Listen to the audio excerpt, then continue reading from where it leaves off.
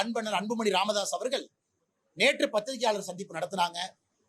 அதுல நிறைய விஷயங்களை பேசுறாங்க. அவர் பேசியிருக்கக்கூடிய எல்லா கருத்துக்களும் எங்களுக்கு வன்னியர்களுக்கு 10.5% இடஒதுக்கீடு வழங்குவது தொடர்பாக அனைத்து கட்சியையும் கூட்டி யாருக்கும் பாதிப்பில்லாதவாறு விவாதிக்க வேண்டும் என பாமக தலைவர் அன்புமணி கருத்திற்கு பாஜக மாநில தலைவர் அண்ணாமலை விளக்கம் அளித்துள்ளார்.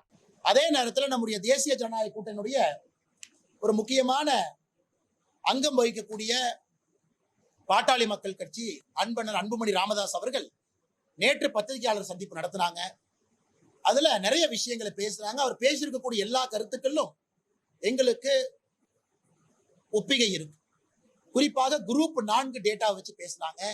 குரூப் 1, குரூப் 2, குரூப் 3 டேட்டாவை பத்தி பேசவில்லை என்கின்ற புள்ளி விவரத்தை கொடுத்தாங்க. குரூப் 1 எப்படி இருக்கு, குரூப் 2 எப்படி இருக்கு, குரூப் 3 எப்படி இருக்கு.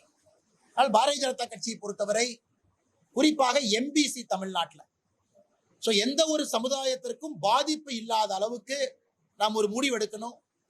அதற்கு முதலமைச்சர் அவர்கள் அனைத்து கட்சி கூட்டத்தை கூட்டணும்.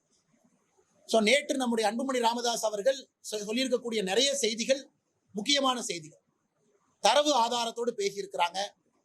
அது பாரதிய ஜனதா கட்சி அவர் பேசிய கருத்துக்கள்ல எங்களுக்கு ஒப்பிகை இருக்கு. ஆனா எந்த சமுதாயத்திற்கும் பாதிப்பு இல்லாமல் இது இருக்க வேண்டும் என்று நினைக்கின்றோம்.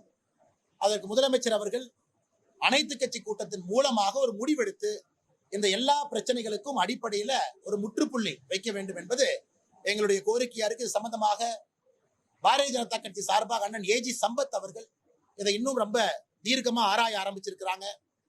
அவரும் கூட அவருடைய தலைமையில எங்களுக்கு மிக விரைவில் ஒரு அறிக்கை கொடுத்திருக்கிறாங்க.